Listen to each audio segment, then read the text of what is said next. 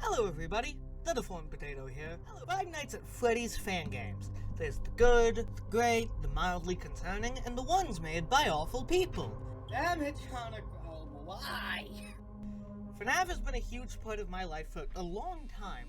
I got into it not long after the first game's release, and as such, I'm well acquainted with the many fan games that have come out. As long as they were released before Sister Location. I'm a bit fuzzy on some of the details after that one, but with every section of gaming media so big it gets its own entire tab on Game Jolt, there's gonna be some that get glossed over and forgotten about, covered by a couple YouTubers and then chucked to the wayside.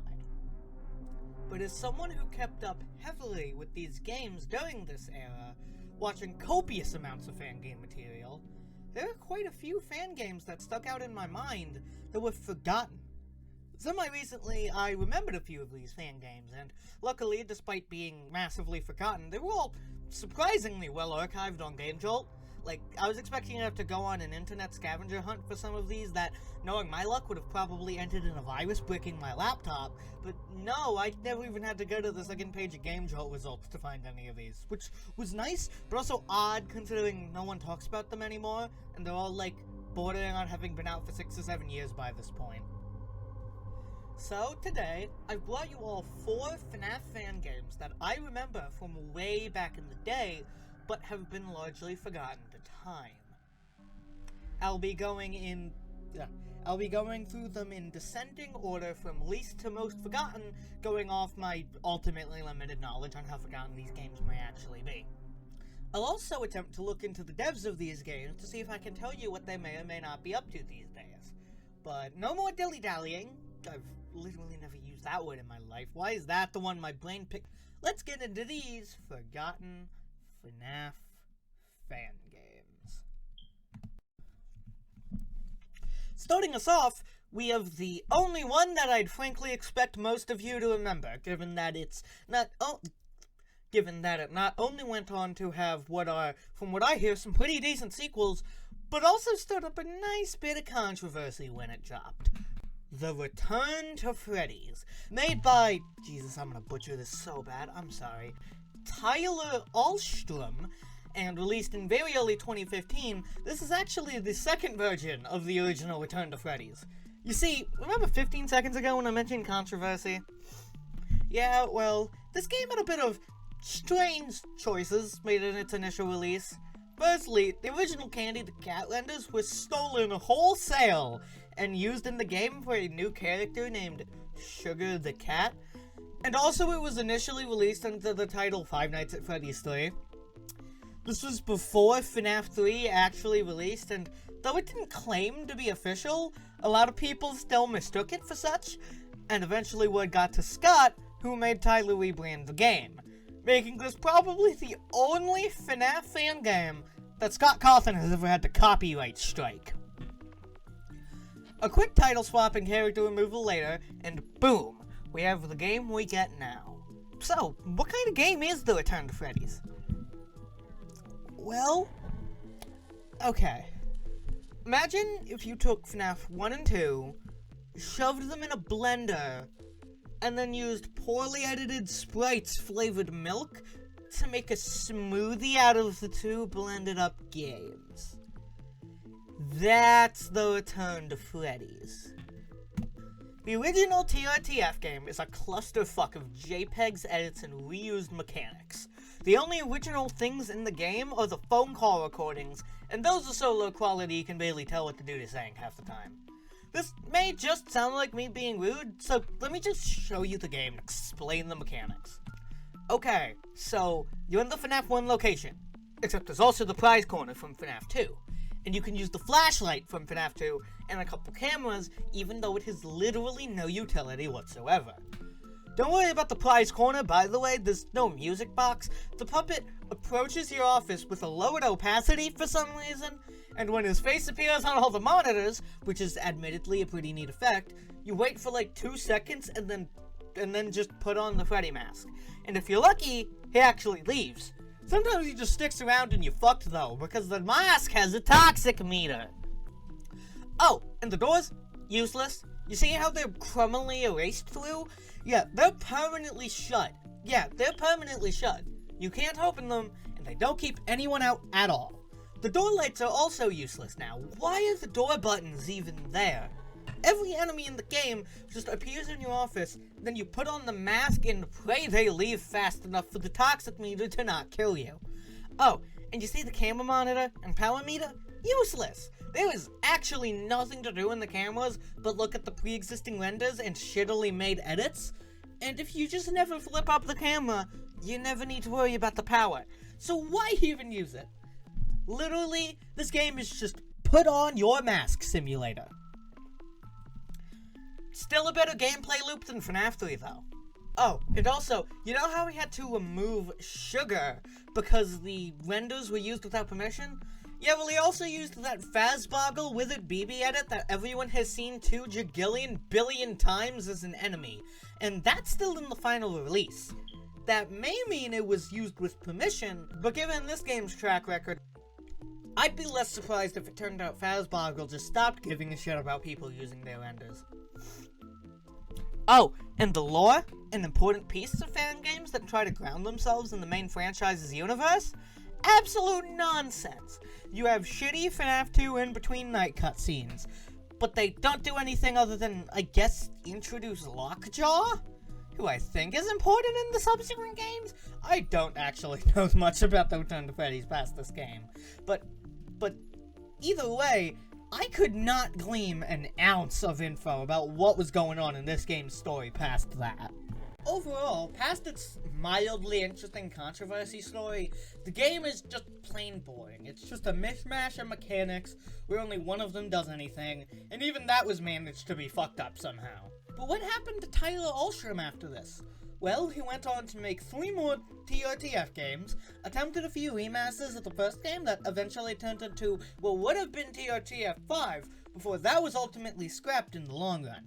He kept on trying to revive the series, but according to a tweet from 2016 that has since been deleted, with the only record of which being the TRTF wiki, his therapist advised him to leave the FNAF community and let TRTF die, and he took said advice.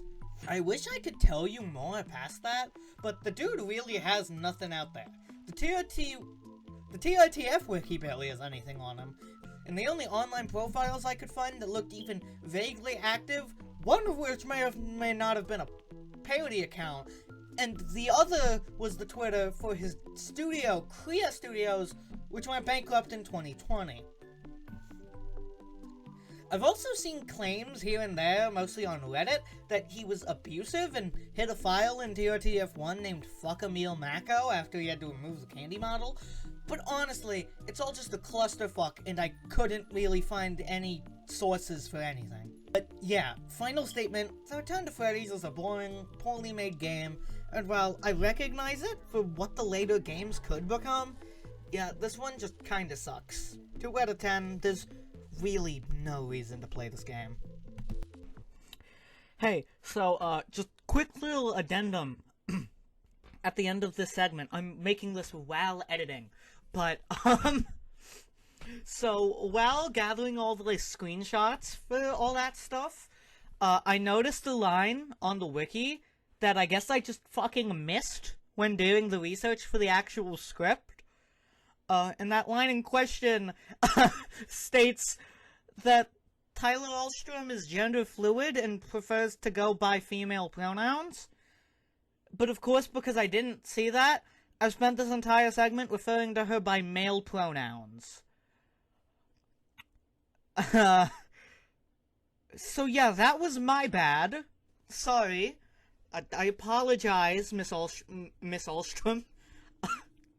It's a bit too late now for me to go back and redo all that, so I'm just adding this on. But yeah, Tyler Ahlstrom is gender fluid, prefers to go by female pronouns. Sorry for fucking that up, that was my bad.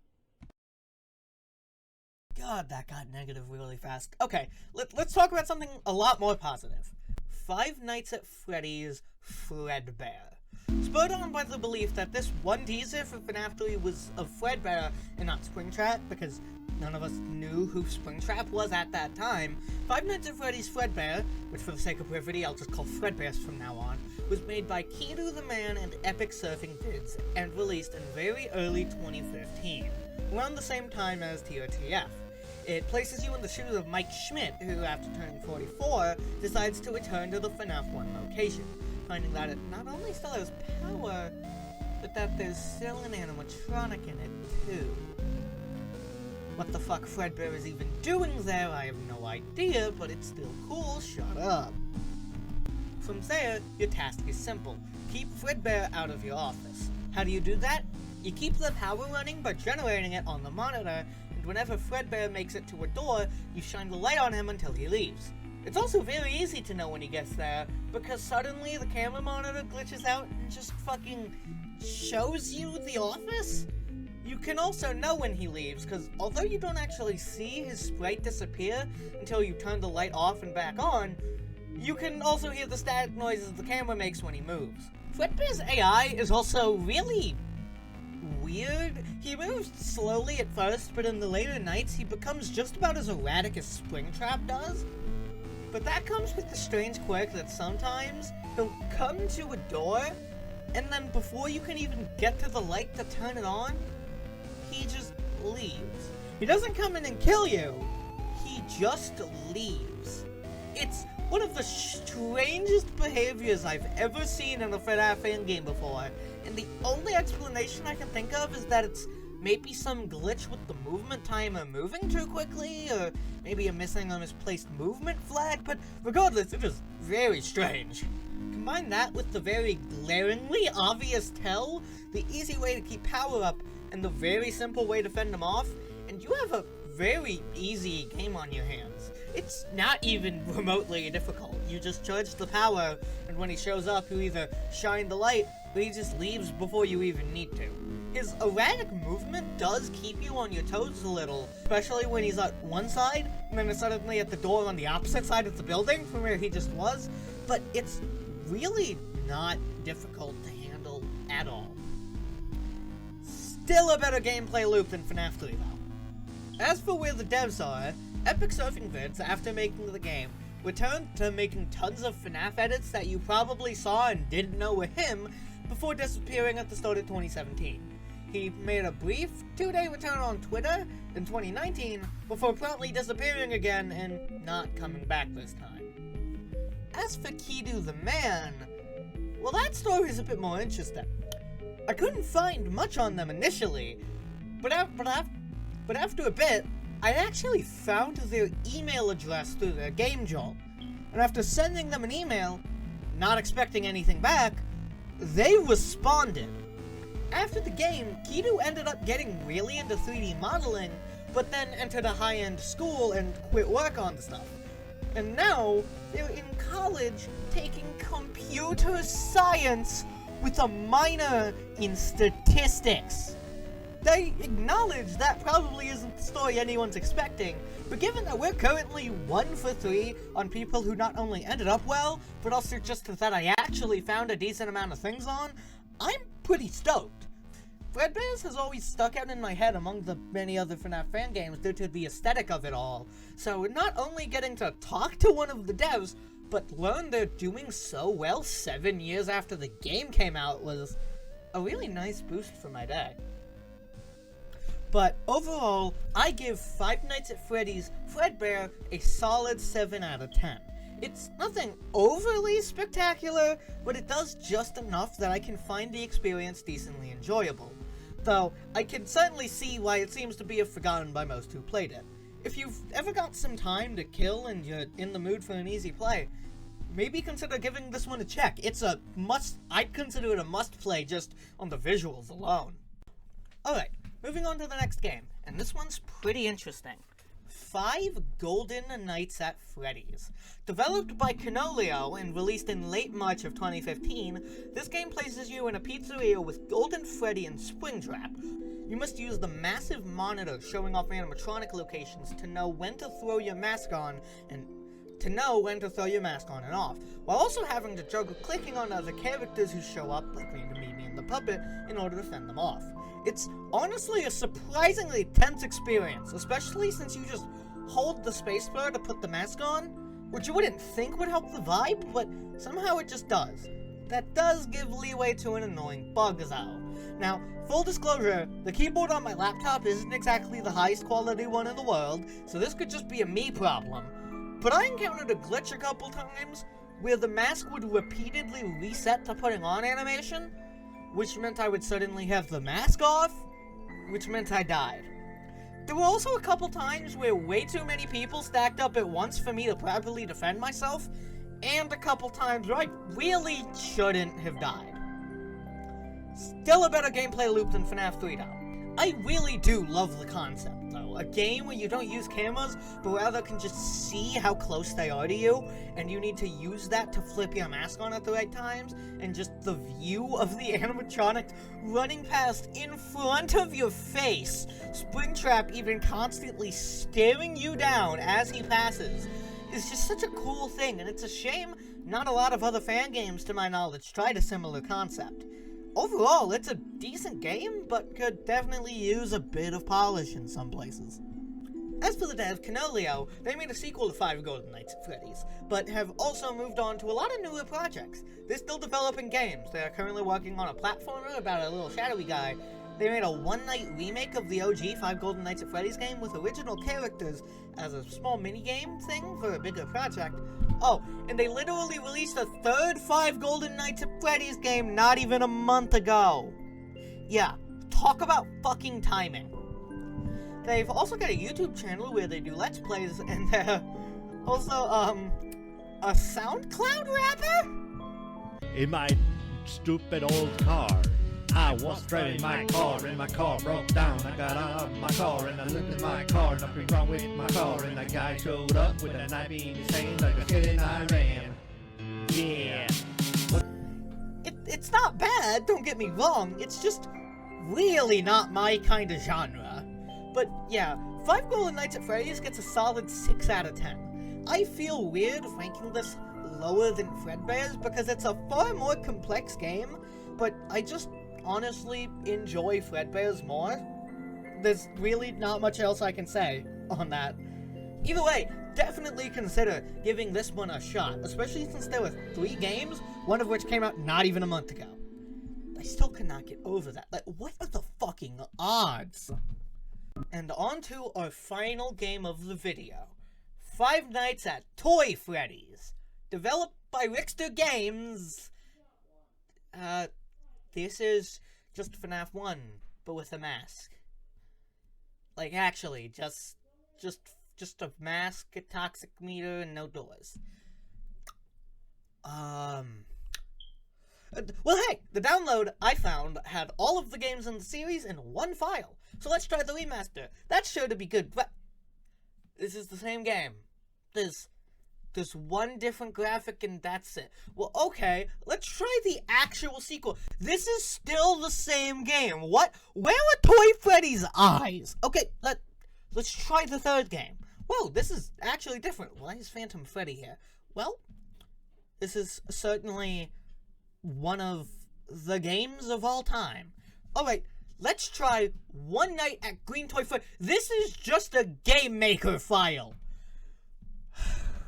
Okay. Well, where's the dev now? What the fuck?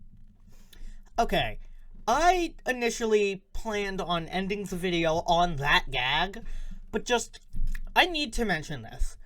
I went into this expecting to find nothing on any of these devs. I expected them all to have ghosted the internet by now.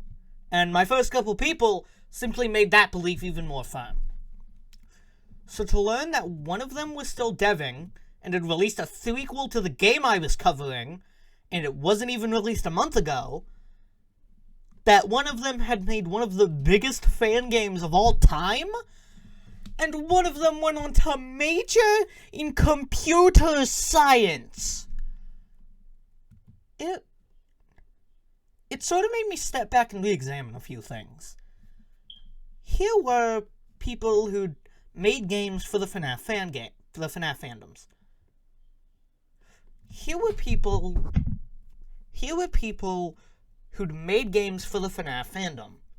And those games were pretty much tossed to the wayside and buried in the landfill with all the copies of E.T. And they went on to do amazing things. They don't let the ghosts of their past works haunt them, no matter how good or bad they were. They take those ghosts and just let them into the afterlife. They don't even care about popularity like they may have when they made those games. Yeah, RickyG is big and all, but Kunoleo's stuff has the most sporadic view counts I have ever seen, and Kido is pretty much off the internet save for their Reddit and the email I managed to find. And they're just content with that. I've spent my entire time on this platform, all nearly 7 years, constantly holding on to ghosts of past ideas, and always striving for massive popularity. And while popularity would still be nice, I think this has made me realize that I've been missing the point. It's not about what people think of things, it's about what the creator gets from it, and what they go on to do. And it's not about holding on for dear life, it's about knowing when to let go. Well, I guess I'm just glad I made this video. Alright everyone, have a great day, afternoon, night, whatever time you're watching this at. And remember, crack is whack.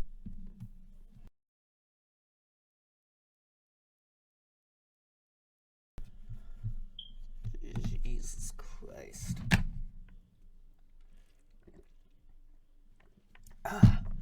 Whoever invented water deserves a medal. Little does the deformed potato saying that line know. Water was actually invented by me, Jacob Water, when I wanted to drink milk, but without the flavor and nutrients.